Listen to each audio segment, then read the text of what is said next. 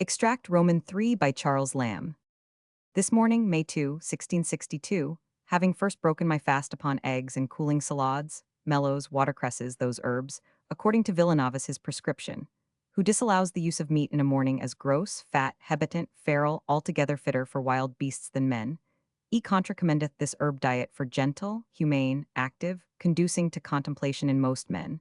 I betook myself to the nearest fields. Being in London, I commonly dwell in the suburbs, as airiest, quietest, loci musis proprieras, free from noises of carriages, wagons, mechanic, and baseworks.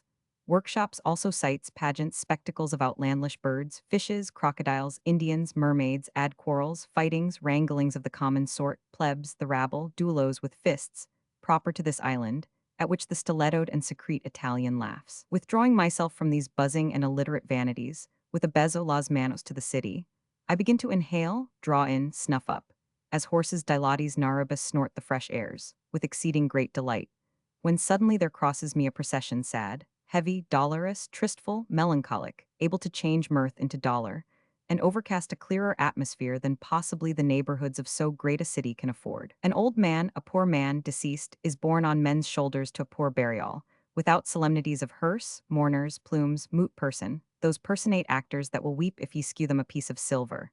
None of those customed civilities of children, kinsfolk, dependents, following the coffin. He died a poor man, his friends assessors. Oppum, those cronies of his that stuck by him so long as he had a penny, now leave him, forsake him, shun him, desert him.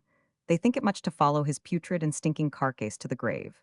His children, if he had any, for commonly the case stands thus, this poor man his son dies before him, he survives, poor, indigent, base, dejected, miserable, and or if he have any which survive him, sua negotia agant, PG 40 they mind their own business, forsooth, cannot, will not, find time, leisure, inclination, extremum munus perficere to follow to the pit their old indulgent father, which loved them, stroked them, caressed them, cockering them up, quantum potuit as far as his means extended. While they were babes, chits, minims, he may rot in his grave, lie stinking in the sun for them, have no burial at all, they care not. O Nephas, chiefly I noted the coffin to have been without a pall, nothing but a few planks, of cheapest wood that could be had naked, having none of the ordinary symptomata of a funeral, those locularii which bear the body having on diversely colored coats, and none black. One of these reported the deceased to have been an almsman 7 years, a pauper, harbored and fed in the workhouse of St. Giles in the Fields, to whose proper burying ground he was now going for interment. All which when I beheld hardly I refrained from weeping, and incontinently I fell to musing. If this man had been rich, a Ciarsus, a Crassus, or as rich as Whittington, what pomp, charge, lavish cost, expenditure of rich burial, ceremonial obsequious ceremonies had been thought too good for such an one? What store of panegyrics, elegies, funeral orations, and some beggarly poetaster, worthy to be beaten for his ill rhymes, crying him up? He was rich, generous, bountiful, polite, learned, a Maecenas, while as in very deed he was nothing less.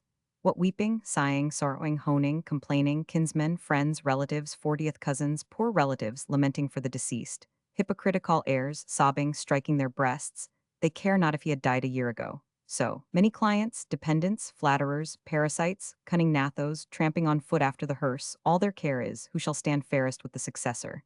He meantime, like enough, spurns them from him, spits at them, treads them under his foot, will have naught to do with any such cattle. I think him in the right. H.C. sunt majora gravitate Heraclidi. The follies are enough to give crying Heraclitus a fit of the spleen. PG 41.